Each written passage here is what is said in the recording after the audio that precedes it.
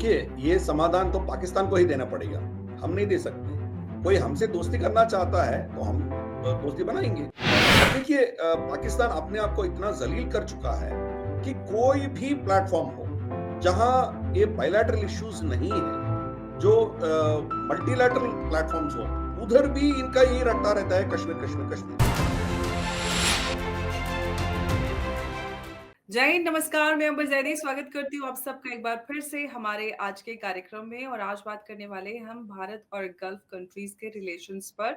और उस पर बात करने के लिए हमारे साथ मौजूद हैं हमारे आज के मेहमान गिरिधर मामडी जी। बहुत-बहुत स्वागत है आपका। जय हिंद, नमस्कार। नमस्ते अंबर जी, आपको, आपके दर्शकों को सबको मेरा प्रणाम, नमस्कार। जय श्री राम, हर हर महादेव, जय श्री कृष्ण। सर बहुत-बहुत धन्यवाद। और मैं आपसे इस टॉपिक पर बात इसलिए करना चाहती हूँ क्योंकि आप भी इंडियन ओशन कॉन्फ्रेंस का हिस्सा रहे और वहीं से आप वापस आए हैं। और इस कॉन्फ्रेंस में बहुत सारी कंट्रीज़ ने हिस्सा लिया, लेकिन पाकिस्तान को इससे दूर रखा गया। और पाकिस्तान को इस बात की बड़ी शिकायत है कि भारत के कहने पे हमें इस कॉन्फ्रेंस का हिस्सा नहीं बनाया गया। और पाकिस्तान से दूर हो रहे हैं गल्फ कंट्रीज़ और भारत के इतने नज़दीक क्यों आ रहे हैं? पाकिस्तान को बड़ी तकलीफ़ है। सर आपसे जानना चाहूँगी कि इसके पीछे का क्या रीज़न है? क्यों गल्फ कंट्रीज़ जो जिनका कलमे का रिश्ता है वो पाकिस्तान को छोड़ के एक काफ़िर मुल्क से नज़दीकियाँ बना रहे हैं? देखिए, ये समाधान तो पाकिस्तान को ही देना पड़ेगा, हम नहीं दे सकते। कोई हमसे दोस्ती करना चाहता है, तो हम दोस्ती बनाएँगे। किसी से रिश्ता तोड़ना चाहता है, तो उनको समाधान देना पड़ेगा कि क्यों ऐसा हो रहा है। तो पाकिस्तान अपने आप अंदर झाँक के देखना पड़ेगा कि वो क्या गलतियाँ कर रहे हैं, इसके चलते हुए उनके पहले जो अपने सगे भाई समझते थे, वो लोग उनको छोड़ के भारत के इस कैंप में क्यों आ रहे हैं। तो पाकिस्तान को सोचना चाहिए, हमें कुछ करने की ज़रूरत नहीं है, हम तो किसी को बोलने का ज़रूरत नहीं है। अब देखिए पाकिस्तान अपने आप को इतना ज़लील कर चुका है कि कोई भी प्लेटफ़ॉर्म हो, जहाँ ये बायलैटरल इश्यूज़ नहीं है, जो मल्टीलैटरल प्लेटफ़ॉर्म्स हो, उधर भी इनका यही रट्टा रहता है कश्मीर, कश्मीर, कश्मीर। तो फिर बात कैसे बनेगी? तो ये प्रॉब्लम है ना। अब देखिए उनको यहाँ बुलाएँगे भी इंडियन ओशन कॉन्फ्रेंस में। तो इंडियन ओशन कॉन्फ्रेंस में चर्चा ये हो रही थी कि इंडियन ओशन के जितने भी लब्धिदार हैं, इनके जो बेनिफिशियरीज हैं, जितने भी देश यहाँ इंडियन ओशन से लाभ उठाते हैं, उनसे जीते हैं, उन सब देश इकट्ठा होकर क्या कर सकते हैं, ये सोच है। मतलब हमारी क्या है, यहाँ की कॉमन हमारी इंटरेस्ट क्या है, नेविगेशन होगी, यहाँ की सिक्योरिटी होगा, यहाँ के जो रिसोर्सेज हैं, आपकी तेल होगा या मछलियाँ होंगे, जो भी रिसोर्सेज़ हैं उसके बारे में बात करेंगे, या यहाँ कोई विपत्ति आती है, कोई कैलामिटी आता है, क्लाइमेट चेंज का कुछ होता है, जैसे मालदीव्स तो बहुत खतरे में है, पानी की स्तर बढ़ जाएगी तो मालदीव्स तो डूब जाएगा। तो इन लोगों की मदद में हम इकट्ठा होके क्या कर सकते हैं? पायरेसी है, सोमालिया पायरेट्स है उधर, फिर हौती के रेबल्स के अटैक्स हो रहे हैं। तो हमारी कॉमन मुद्दे क्या है, उसके बारे में चर्चा करने के लिए हम वहाँ इकट्ठे हुए हैं। तो ये एक इंडिया फाउंडेशन नाम का एक ऑर्गेनाइजेशन है भारत में, जिसका प्रेसिडेंट है श्री राम माधव जी। और इसमें अजित दोवल जी का बेटा शौर्य दोवल भी इसमें he is one of the senior most functionaries. तो ये इनका एक प्राइवेट अफेयर है। फिर कतार की, सॉरी, ओमान की सरकार जो है, इनसे एक कोऑर्डिनेट करके दोनों की जॉइंट ये होस्टिंग हुआ है मस्कट में। पिछले साल ऑस्ट्रेलिया में हुआ था, उससे पहले बांग्लादेश में हुआ था। तो उन देशों की सरकार इसमें मदद करते हैं, भारत की सरकार भी मदद करती है। मगर देखिए, जब ये एम्बैरेसमेंट आपके सर पे आप लेके क्यों चलना है? वहां हम पॉजिटिव डिस्कस कर रहे हैं ना, हमारी मुद्दे क्या है, हमारी तकलीफें क्या हैं, हम इकट्ठा होके क्या कर सकते हैं, फंडिंग कैसे कर सकते हैं, या कॉमन हमारी नॉलेज कैसे बांट सकते हैं, इसके बारे में सोच रहे हैं। पाकिस्तान आती है तो कश्मीर के सिवा कुछ उनके पास मुद्दा तो है ही नहीं है। और दूसरा मुद्दा तो है भीख मांगना। उधर जाके वो जो भी मुद्दा आएगा भीख की तो मांगते हैं। क्लाइमेट चेंज की बात करते हो तो कहते हैं कि देखो इतना बाढ़ आ गया, ये आ गया, वो आ गया। भाई आप 70 साल में, 75 साल में आपने कोई डैम्स नहीं बनाया, कोई प्रोजेक्ट्स नहीं बनाया, तो फिर क्लाइमेट चेंज के ऊपर आप क्यों रोते हो? आपको बनाना चाहिए था, डैम्स बनाना चाहिए था पहले। जब फर्स्ट 60-70s में जो बनी बनी है, उसके बाद कुछ बना ही नहीं है। तो आपका प्रॉब्लम पूरे दुनिया पे आप थोप नहीं सकते हो। फ्रीडम ऑफ नेविगेशन होगा। फ्रीडम ऑफ नेविगेशन में आप क्या करोगे? आप एक कोने पे पड़े हो।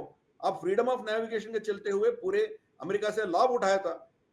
जो अफगानिस्तान जाना था उनको, तो आपने कराची पोर्ट से इतना पैसा उनसे उठा दिया। तो अब जो अल्टरनेट निकल के आ रहे हैं, जैसे चाबहार हो भारत का, या नॉर्थ साउथ ट्रांसिट कॉरिडोर हो, या India middle east economic corridor हो, या बाकी जितने भी अल्टरनेट उभर के आ रहे हैं, तो you have been left out.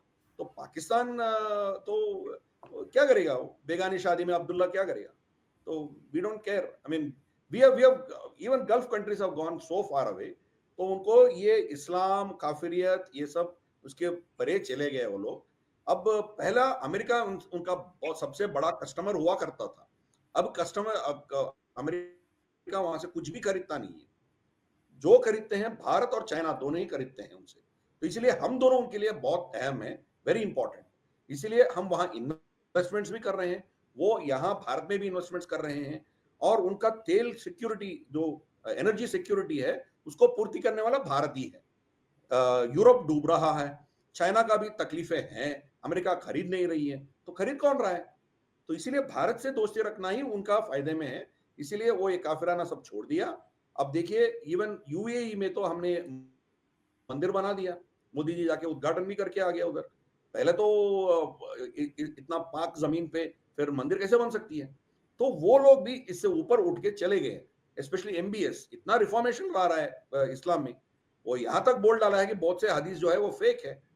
ऐसे भी हदीस जो है वो उस कालखंड में कुछ उसका इंपॉर्टेंस हुआ होगा, अब तो उसका कोई मतलब ही नहीं है, निकाल देना चाहिए, ऐसा बोला है वो। और रमदान में कितने रेस्ट्रिक्शंस रखा है।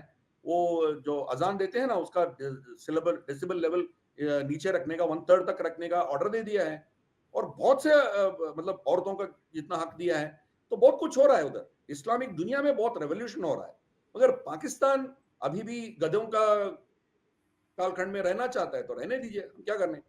इसीलिए सर, मोदी जी गधों ने के इलेक्शन कालखंड में का वो सिर्फ समय रह नहीं रहा है, बल्कि वो चाइना को गधे भी एक्सपोर्ट कर रहा है सर। बिल्कुल, गधे भी एक्सपोर्ट कर रहा है, अपने लोगों का ह्यूमन पार्ट्स भी एक्सपोर्ट कर रहा है। तो वो तो एक जाहिल कौम है, तो उनको छोड़िए। इसलिए we don't care, nobody cares including gulf. कोई भी उसको अहमियत देता नहीं है, उसको कंप्लीटली छोड़ रखा है। तो ना जी। एमबीएस, ना एमबीजेड, ना बाकी जीसीसी कंट्रीज, कोई भी उनको हुँ। भाव नहीं देता है। तो we don't care about it.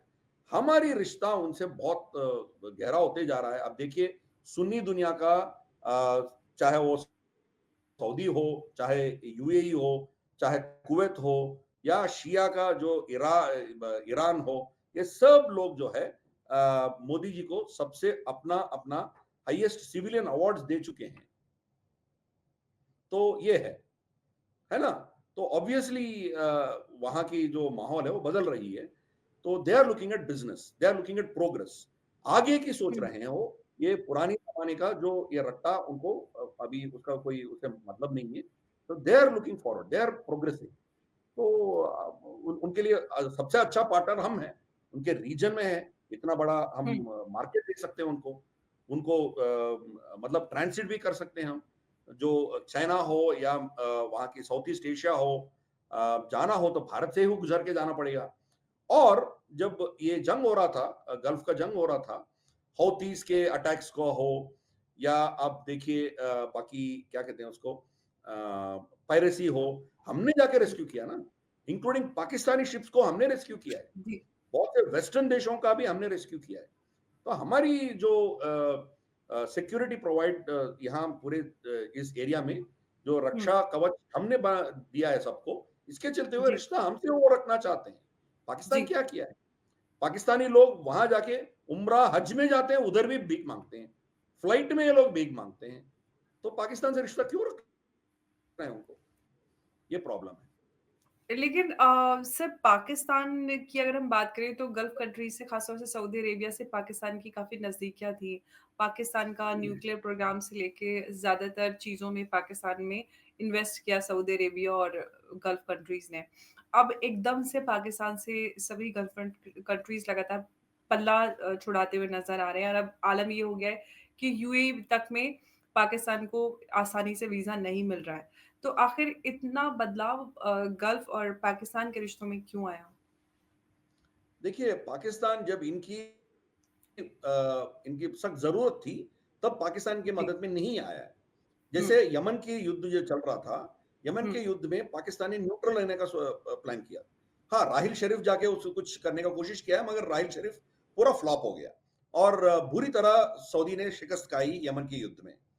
तो उसके बाद पाकिस्तान उनकी मदद में कुछ किया नहीं है और पाकिस्तानी न्यूक्लियर एसेट्स जो भी है, वो किसी और को इस्तेमाल करने भी नहीं देंगे, चाहे वो अमेरिका हो, चाहे जो भी चाइना हो, इनको तो मिलने वाला नहीं है। तो उनको समझ आ गया फंडिंग हमसे लिया है, मगर ये इस्लामिक बॉम्ब नाम रख के इस्लामिक बॉम्ब का नाम दिया है, मगर हमारी जब हमारी जरूरत पड़ेगी, तब इनसे हम कोई उम्मीद नहीं रख सकते हैं। तो ये इसके चलते हुए पाकिस्तान के ऊपर किसी को भरोसा नहीं है। और वहां इन्वेस्टमेंट्स करेंगे तो भी आपको कुछ मिलने वाला है ही नहीं है। इतना भिखारी मुल्क है आज। जो लोन्स मिलता है उनको, चाहे वो आईएमएफ से हो या चाइना के रोल ओवर्स हो या यूएई और सऊदी का रोल ओवर्स हो, उससे ही उनका सेना का पेंशन और उनका सैलरी निकलती है। जी। तो देश कैसे चलाएंगे आप? जब आपका सैलरी ही कर्ज से चल रही है, तो हुँ, देश कैसे उनमें कौन इन्वेस्ट करेगा? अभी उसका सिक्योरिटी क्या है? अब देखिए बलूचिस्तान में तो क्या हो रहा है हम देख ही रहे हैं। बलूचिस्तान को तो पकड़ उसके हाथ से चला गया। मौलाना फजलुर रहमान खुद असेंबली में, नेशनल असेंबली में बैठ के कह रहा है कि आपके हुँ, हाथ से छूट गया और 5 जी, डिस्ट्रिक्ट्स कभी भी वो इंडिपेंडेंस डिक्लेयर कर सकते हैं और यूएन भी उसको तस्लीम करेगा। ये आपका खुद का पार्टी का सरबराह जो चीफ ऑफ जमात इस्लामी है वो कह रहा है, आपकी पार्लियामेंट में बैठ के कह रहा है। तो जी। हम तो नहीं कह रहे ना। ना आरएसएस बोल रही है, ना बीजेपी बोल रही है। तो आपके खुद के बंदे बोल रहे हैं ना कि केपीके तो की बात तो आप करिए मत। केपीके में तो आप घुस नहीं पाएंगे। हर हुँ, दिन 10 15 20 लोग मरते ही जा रहे हैं आपकी सेना। और हुँ, चुन चुन के पाकिस्तानी पंजाब की जो वहां की मजदूर है, उनके आइडेंटिटी कार्ड चेक करके उसको मार रहे हैं। तो आप मतलब आपके देश में कौन आके इन्वेस्ट करेगा बताइए आप?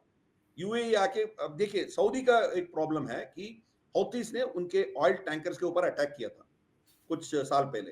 तो उनको अल्टरनेट चाहिए था। स्टोरेज कहीं और रखना है ताकि वो सुरक्षित रहे।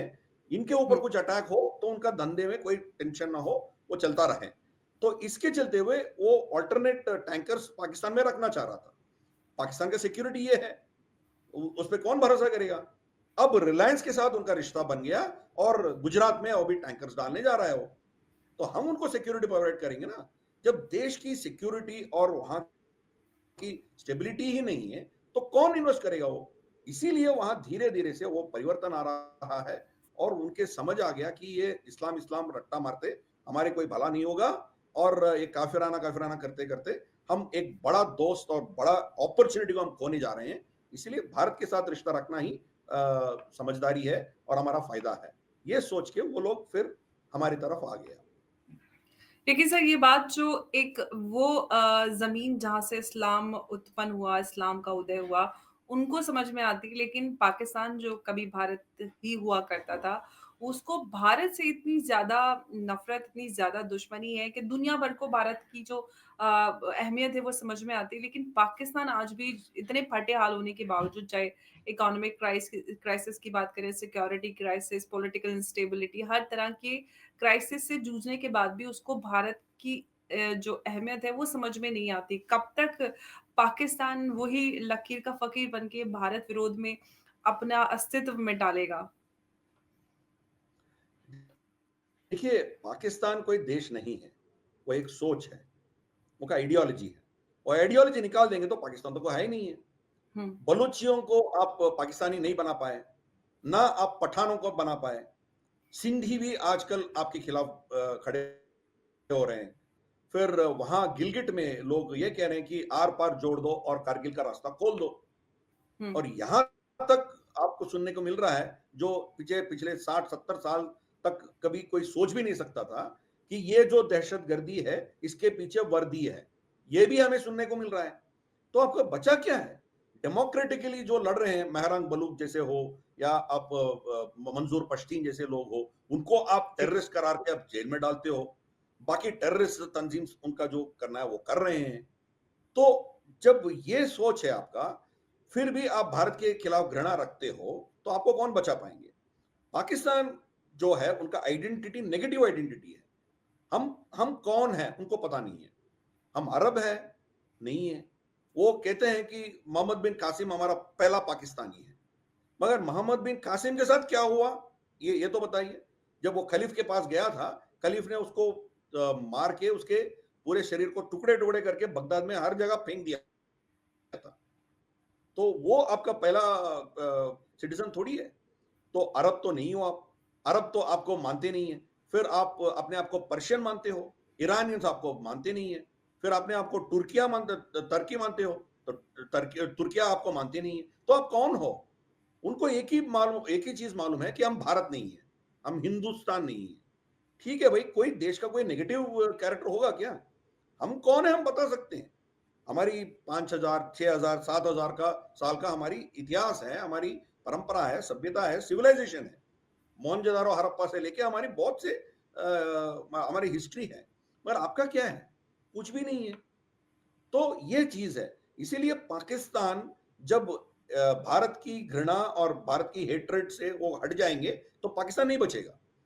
तो पाकिस्तान को बचाना हो, पाकिस्तान को एक लीगल टेरिटरी जैसे रखना हो, तो एक ही जो ग्लू है, जो फेविकॉल स्टिक है, उसको रखने वाली जो स्टिकर होता है ना, वो भारत की हेट्रेड है। तो वो निकाल देंगे तो कुछ खत्म हो जाएगा। चाहे वो भीख मांगे, यही तो कहा था ना वो जुल्फिकार अली भुट्टो कहा था, हम घास खाएंगे मगर न्यूक्लियर बॉम्ब रखेंगे। वो तो सच निकला ना। अभी घास खा रहे हैं और न्यूक्लियर बॉम्ब भी है उनके पास। तो ये है, उनकी स्टेटस यही है। वो कितना भी कंगाल हो, कितना भी भीख मांगने के कगार पे आते हो, फिर भी वो भारत के हेट्रेड चलते ही वो एक स्टेट रह सकता है, एक इंडिपेंडेंट जो भी है और लीगल टेरिटरी रह सकता है। उसको निकाल देंगे तो पाकिस्तान तो खत्म हो जाएगा। तो इसीलिए पाकिस्तान, देखिए सोमालिया, इथियोपिया, सूडान, ऐसे बहुत से देश है जो इकोनॉमिकली कोलैप्स हो चुका है, इंटरनल कॉन्फ्लिक्ट्स भी चल रहे हैं, पर फिर भी उनका देश का टेरिटरी सेफ है। पाकिस्तान के भी ऐसे रह सकता है। मगर बलूचियों के ऊपर आपका कंट्रोल कुछ नहीं रहेगा। आप वहां से कुछ एक्सट्रैक्ट नहीं कर पाएंगे, ना आपका सीपीसी वहां से जा नहीं पाएगा। फिर वहां के मिनरल्स जो भी है वो कट जाएगा, सुई गैस जो है वो काट देंगे। तो आप क्या करेंगे? कितने फौज लगा के आप क्या कर सकते हो? धीरे धीरे से आपके हाथ से निकल जाएंगे। मगर वो इंडिपेंडेंट नहीं बन सकता है, आपके पास न्यूक्लियर हथियार है जो भी है, बट अल्टीमेटली आपकी टेरिटरी आपके कंट्रोल में नहीं है, तो वो सिचुएशन आपको झेलना पड़ेगा। वो झेलने के लिए तैयार है, वो कुछ भी खोने के लिए तैयार है। देखिए जब बांग्लादेश खो गया था वो बहुत खुश थे। ये जाहिल लोग हम हमारे हाथ से छूट गया, हमारे बला हो गया करके वो सोच रहे थे, पाकिस्तानी पंजाबी लोग। ये बंगाली जाहिल लोग गया हमारे हाथ से, वी आर सेफ करके सोच रहे थे। अभी बलूचिस्तान भी उनके हाथ में जाएगा तो जाने दो भाड़ में। उनके गैस तो अंदर से पाइपलाइन तो आ रहा है, बाकी ये मरने दो। तो इनका ये सोच है। जब ये सोच रखता है तो मतलब क्या करें, आपका गुड लक टू यू। उससे ज्यादा हम क्या करें। बिल्कुल। और पाकिस्तान की से जो डिसइंटीग्रेशन की बात कई सालों से कुछ एनालिस्ट करते थे, आज वो सच होती भी नज़र आ रही है। मौलाना फज़लुर रहमान की आपने बात की, मैंने बलूच नेशनल मूवमेंट के एक एक्टिविस्ट हैं, उनसे बात की थी इसी मुद्दे पर कि आखिर वहाँ पे क्या स्थिति है, जो मौलाना साहब ने बयान दिया है असेंबली में, उसमें कितनी सच्चाई है। तो उस पे उन्होंने काफ़ी कुछ बातें की और जो हकीकत है वहाँ की बयान की कि कितना स्ट्रॉन्ग हो गया है जो नेशनल मूवमेंट है बलूचों का। और अब पाकिस्तान के पास कोई भी चारा नहीं है कि वो किसी भी तरह से वापस बलूचिस्तान के ऊपर किसी भी तरह से अपना कब्ज़ा जमा सके या वहाँ पर घुस जाए। वहाँ पे पुलिस हो, आर्मी हो, पूरी तरह से नाकाम हो चुकी है। हर दिन खबर आती है कि पाकिस्तानी सैनिक मारे गए। ऐसे में सर हम कश्मीर को लेकर भी हम देख रहे हैं वही सूरत-ए-हाल हो रही है। Occupied Kashmir, Gilgit-Baltistan, Sindhi national movement भी काफ़ी स्ट्रॉन्ग हो रहा है। ऐसे में जो सर डिसइंटीग्रेशन नज़दीक नज़र आ रहा है और फिर पाकिस्तान जो है वो जो डेवलपमेंट की बात करें, सेल्फ रिलायंट तो बहुत दूर की बात है। डेवलपमेंट उनकी पॉलिसी में कभी रहा ही नहीं। तो ऐसे में जो पाकिस्तान का अस्तित्व है वो क्या हम ये कह सकते हैं कि एक बार फिर से जो इंडो पैसिफिक रीजन है उसका एक बार फिर से नक्शा बदलने वाला है बहुत जल्दी? देखिए पाकिस्तान एक लीगल स्टेट के नाते रहेगा, हुँ, तो उसको कोई निकाल नहीं सकते हैं क्योंकि वो न्यूक्लियर पावर्ड स्टेट है। देखिए हुँ, पहला इसको समझनी चाहिए। मगर अपने टेरिटरीज के अंदर उसका कितना कंट्रोल रहेगा ये हुँ, डिबेटेबल पॉइंट होगा। हुँ, जो शक्तियां हैं, चाहे वो अमेरिका हो, या चाहे वो चाइना हो, चाहे वो हुँ, गल्फ ममालिक हो, हुँ, पाकिस्तान को मरने नहीं देंगे और पाकिस्तान को जीने भी नहीं देंगे। हुँ, तो वो रहेगा, it will be there, it will be existing, मगर उसको कोई भाव नहीं देंगे, उसको nobody will care for it. वो हुँ, हालत में उसको छोड़ देंगे, ये रहेगा। पाकिस्तान टूटेगा, ये मैं मानने के लिए तैयार नहीं हूँ। इट्स नॉट सो ईज़ी, कोई देश को तोड़ना इतना आसान बात नहीं है, उसके लिए समय लगेगा। टूट सकता है, मैं ये नहीं कह रहा हूँ कि हुँ, बिल्कुल नहीं टूटेगा, ऐसे नहीं कह रहा हूँ। मगर नज़दीक में तो नहीं टूटेगा, वो तो रहेगा। It will be a combined country, but उसका कब्ज़ा, उसका कंट्रोल क्या रहेगा, ये एक बात है। और दूसरी बात आपने कहा है कि उनके कब्ज़े वाली कश्मीर। देखिए, उनके कब्ज़े में कोई कश्मीर नहीं है। कश्मीर पूरा हमारी कंट्रोल में है। कश्मीर घाटी जो बोलते हैं ना, वो होता है बारामूला तक ही होता है। उसका नाम है वराहमूला। हमारी इतिहास में लिखा गया, वहाँ सती सर हुआ करता था। उसमें माँ का जो उनका जो वाहन था, उनका उसका ईगल ईगल वो वहाँ जी, 2 पत्थर डाली थी, तो उसके चलते हुए पानी वहाँ से निकल गए थे। वराहमूला से पानी निकल गया था। वहाँ ज़मीन फ़ॉर्म हुआ, फिर वहाँ महर्षि कश्यप आके तप किया, तब से वो कश्मीर बन गया। तो वराहमूला, बारामूला तक हमारी ही कंट्रोल है। उसके आगे जो कंट्रोल है, वो कश्मीर घाटी नहीं कहलाते हैं। तो जम्मू। वो कश्मीर कश्मीर के नाम पे इतने साल, 70 साल, 80 साल तक पॉलिटिक्स चलाया। उनके पास कश्मीरी ज़बान बोलने वाले एक गाँव भी नहीं है उनके पास। उनके पास, उनके कब्ज़े में जो एरियाज़ हैं, वो एक्चुअली वेस्टर्न जम्मू है। एब्सोल्युटली वहाँ सर। सराइकी, डोगरी और पंजाबी बोला जाता है। कश्मीरी कोई नहीं बोलते उधर। तो ये उनका ढोंग है। हमने उसके ट्रैप में गिर गया, हम भी उसको पीओके पीओके बोलते हैं। पीओके नहीं है वो। चाहिए तो पीओजेके कह सकते हो। करेक्ट डेफिनेशन है वेस्टर्न जम्मू है उनके पास। तो वो तो आई मीन देखिए, वो तो डेस्परेट है भारत में विलीन होने के लिए। लेटेस्ट सर्वे आया 3 दिन पहले, पाकिस्तान में सर्वे हुआ। 60% पाकिस्तानी लोग देश छोड़ के जाना चाहते हैं, अपॉर्चुनिटी मिला तो।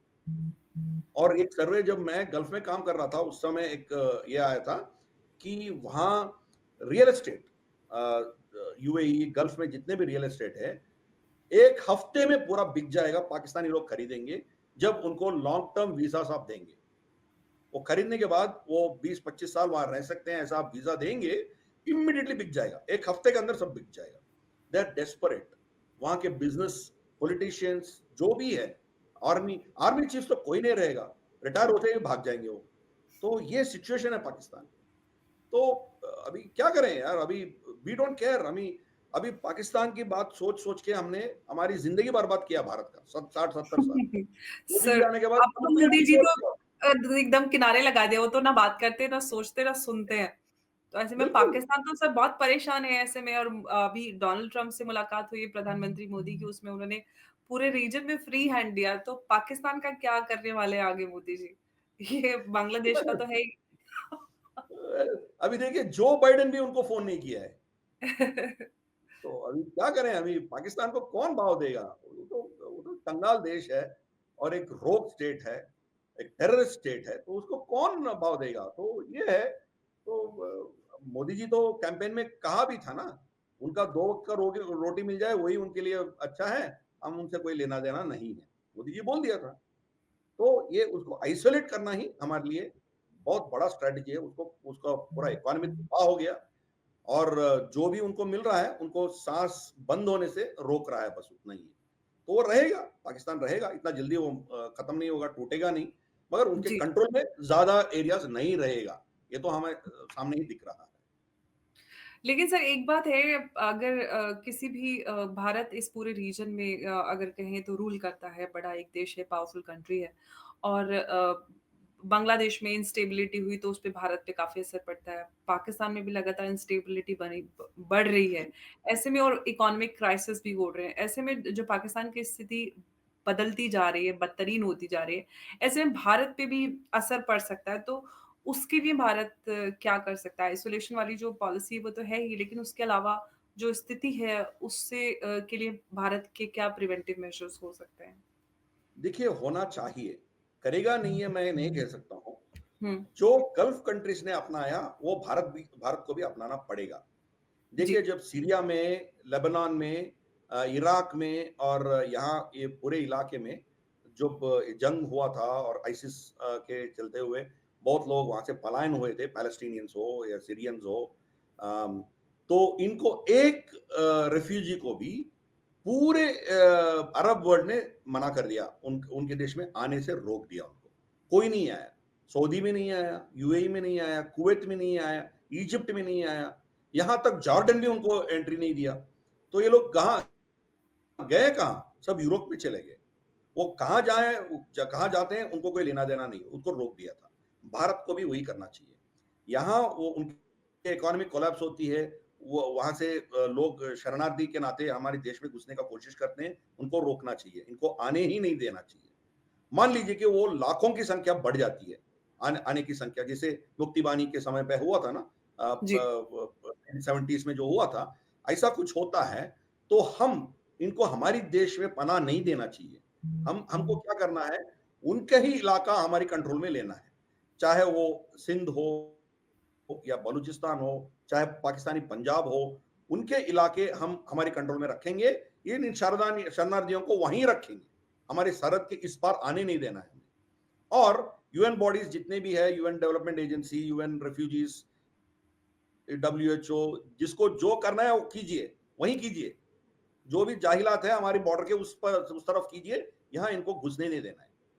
तो ये वेरी स्ट्रिक्ट पॉलिसी भारत को अपनाना चाहिए। यहाँ कोई ह्यूमैनिटेरियन क्राइसिस, ह्यूमैनिटेरियन अप्रोच, ये सब बकवास नहीं होना चाहिए। सर, जो हमारे तो लोग, सुप्रीम कोर्ट के जजेस को भी रोहिंग्यास के बच्चों की चिंता होती है, तो ऐसे में कैसे हो ये पाएगा? कौन होते हो डिसाइड करने वाले? सिटीजनशिप जो है वो सेंट्रल गवर्नमेंट के दायरे में है, कोर्ट्स के दायरे में नहीं है। ये हम आपको समझनी चाहिए। तो इलीगली आया, अमेरिका में भी यही चर्चा हो रहा है ना। आप इलीगली आते हो, आपके बच्चे यहाँ होते हैं, आप यहाँ डिलीवरी करते हो, तो उनको यहाँ के सिटीजनशिप क्यों मिलना है भाई? आप खुद इलीगल हो, तो आप आपके बच्चों को कैसे सिटीजनशिप देंगे? तो ये चर्चा शुरू हुई है, डोनाल्ड ट्रम्प ने शुरू किया है। कोर्ट्स तो अभी तो रोक रखे हैं, मगर फिर इसका लंबा चलेगा, सुप्रीम कोर्ट तक जाएगा, देखेंगे क्या होगा। तो ये तो करेक्ट है ना। आप यहाँ इस देश में होना ही नहीं चाहिए, तो आपका क्या हक बनता है इधर? आप जाइए, आपके देश में जाइए, आपका देश आपका मुबारक। आपने मांग मांग के, भीख भीख मांग के यूनाइटेड किंगडम से, ब्रिटेन से आपने पाकिस्तान बनाया है ना, उसको जन्नत बनाइए, कौन आपको रोक रहा है? पाकिस्तान बोला है ना आपने, पाक जमीन है, उसको चलाइए आप, कौन रोका है आपको? पाक, उसी पाकिस्तान से ही बांग्लादेश निकल के आया ना। देखिए, हमारी भारत की भूखंड में भारत को नजरअंदाज करके कोई भी देश जिंदा नहीं बच पाएगी। भारत का वर्चस्व ऐसा है, ज्योग्राफी ऐसा है, इकोनॉमी हुँ, ऐसा है, हमसे वो नजरअंदाज करके, हमसे वो अलग होके कुछ करना चाहते हैं तो वो जिंदा नहीं बच पाएंगे। वही पाकिस्तान हुँ, में देख रहे हैं। देखिए, श्रीलंका भी हमसे हट गया था, चाइना के गोद में जाकर बैठा था। क्या हुआ? उन्हीं राजपक्षों को भागना पड़ा, रातों रात भागना पड़ा, उनके घर पूरा जला दी गई। मालदीव्स में क्या हुआ? इंडिया आउट कैंपेन के चलते हुए मोइज़ो आए थे। अब घुटने पे टेक के टेकना पड़ा ना उसको। दिल्ली आके भीख मांगना पड़ा उसको। हमने ही उसको बेल आउट किया ना। तो वही अच्छा। हालत बांग्लादेश के साथ भी होगा। नेपाल का भी वही हालत है। वो चाइना के इतना भाव दे रहा है कम्युनिस्ट पार्टी, मगर उनका जब हम उनके सरहद बंद करेंगे, वो वैसे ही मर जाएंगे वो लोग। हुँ, चाइना कहाँ से आके इतना जिंजियांग, इतना तिब्बत से आके उनको इतना टमाटर और सब्जियां देंगे उनको? कुछ भी चाहिए तो भारत से ही चाहिए ना उनको। तो ये पागलपन इन देशों में रहता है, मगर बहुत जल्द इनका पागलपन खत्म होती है, क्योंकि इनके भारत के बिना ये कोई जिंदा नहीं रह सकता है। तो धीरे-धीरे से इनको अकल आना चाहिए। जिनको अकल नहीं आती है, वो पाकिस्तान जैसा बर्बाद हो जाते हैं। पाकिस्तान के भी देखिए, भारत के साथ ऐसा रिश्ता रखेगा तो खत्म हो जाएँगे। अभी भारत के प्याज़ और भारत के टमाटर आप दुबई के थ्रू से खरीद रहे हो। क्या पागलपन है? आपके कुत्ते काटेंगे तो रैबिस इंजेक्शन भी आपके पास नहीं है, भारत से ही खरीदना पड़ेगा आपको। तो योर प्रॉब्लम। मुबारक हो आपको, आपके देश और आपकी सोच का मुबारक, हम क्या करें? बिल्कुल। और आप वो लेके बैठे हुए अपने देश और अपनी सोच, और जो नतीजा है, जिस स्थिति में आज पाकिस्तान है, वो सबके सामने है। लेकिन वो हर चीज़ का ज़िम्मा भारत पे डालता है। इंडियन ओशन कॉन्फ्रेंस में नहीं बुलाया गया भारत के कहने पर, और भारत से गल्फ की नज़दीकियाँ बढ़ रही हैं, पाकिस्तान से दूरियाँ हो रही हैं, वो भी भारत की वजह से ही हो रहा है। भारत पाकिस्तान पे जबर कर रहा है, इसीलिए ये सब पाकिस्तान की स्थिति है। अगर इंट्रोस्पेक्शन कर लेते तो शायद पाकिस्तान की स्थिति बदल जाती, लेकिन वो काम पाकिस्तान का है नहीं, लगातार ब्लेम गेम करता रहता है और उसी से अब तक दुकान चलती आई है, लेकिन अब तो आगे ऐसा कोई रास्ता बचा नहीं कि पाकिस्तान कश्मीर, कश्मीर, भारत, भारत करके अपनी दुकान चला ले क्योंकि दुनिया भर में ये जो एक जियोपॉलिटिकल इक्वेशन है, रिलेशंस की बात करें, वो काफ़ी बदल चुकी है। आज जो भारत पहले हुआ करता था, वो नहीं है। दुनिया भर को भारत की अहमियत समझ में आती है। बहुत-बहुत धन्यवाद सर आपका हमारे साथ इस चर्चा में जुड़ने के लिए और भारत और गल्फ़ के रिश्तों पर आपने अहम बातें हमारे साथ साझा की। बहुत-बहुत धन्यवाद। जय हिंद, जय भारत। नमस्ते। नमस्ते।